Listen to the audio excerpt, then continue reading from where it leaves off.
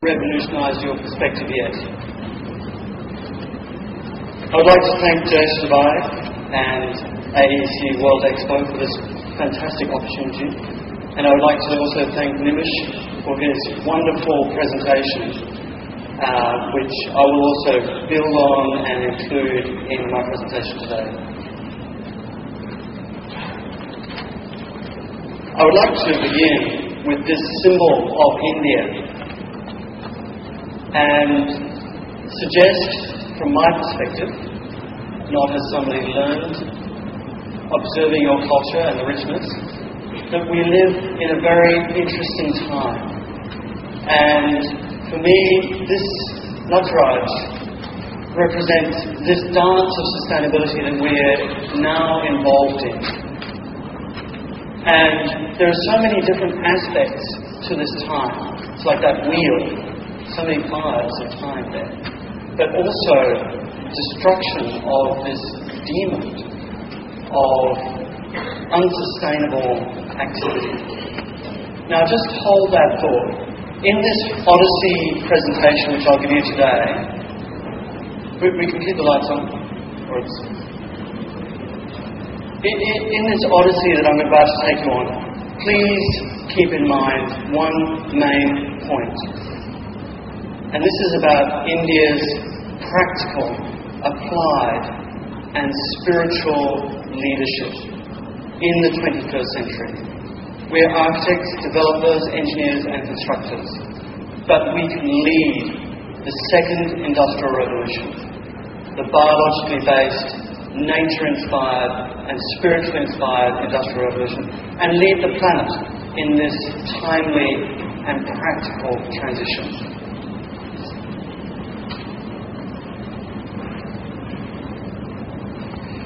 Now, I believe I wasn't here yesterday evening, but that this was played. If we can get it up.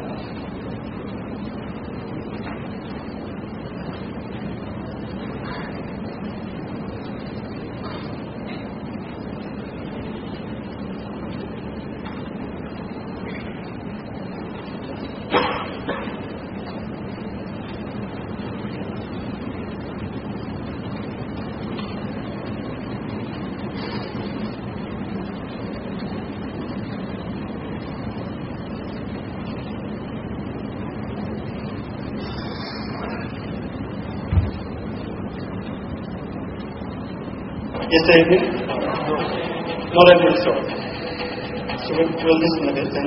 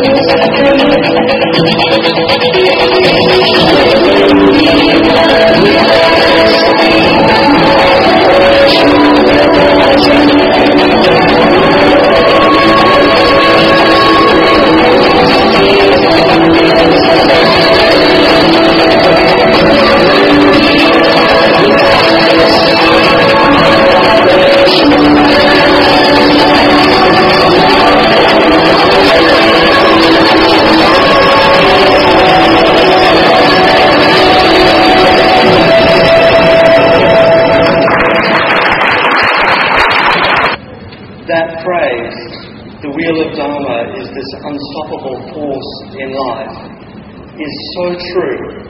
And I think that there is the opportunity to apply this in a very practical way in this area of sustainability.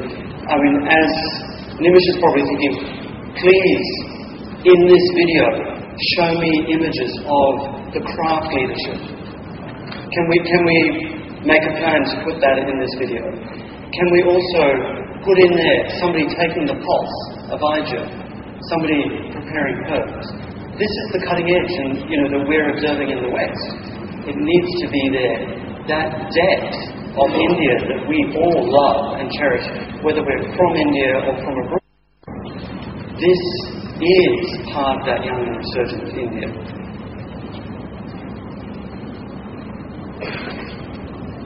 So just get back to this thing. So now let's take a little bit of a step back and look at the context. I was in Gorgon yesterday or the day before, so getting a bit of a blur. And we kind of shuffled through 200 meters or 400 meters. And these are some of the buildings, basically in this strip of malls. Building after building under construction, new corporate offices. Some of actually the buildings I saw on the video, now I see that they're from Gorgon. And yes, this is great. The technology is being applied and the pace of development is exciting and exhilarating. But as my taxi driver, Kuldeep Singh, observed, as we kind of spent maybe 2.5 hours in peak hour traffic getting back from Noida, what is going to happen? And he basically said, in Delhi there is going to be a cyclone in 5 years. This was how he expressed it. But basically, he's been driving taxis in Delhi for 40 years. I've been observing the world for a little bit longer. And we've come to the same conclusion, that this is reaching a flashpoint. Whether it's somebody basically working without this global view, or from my perspective, I have the great opportunity to fly around the world, go to States, Canada, speaking on sustainable development, community development, and built environment, the sustainable business case. But it's obvious we have to fundamentally change, but in a very practical, business-like manner. I'll let Kuldeep know that he was observed with 1,000 people. That photo was taken yesterday. Now, the rise of India. I'm trying not to fall off the stage. The rise of India, we know about this.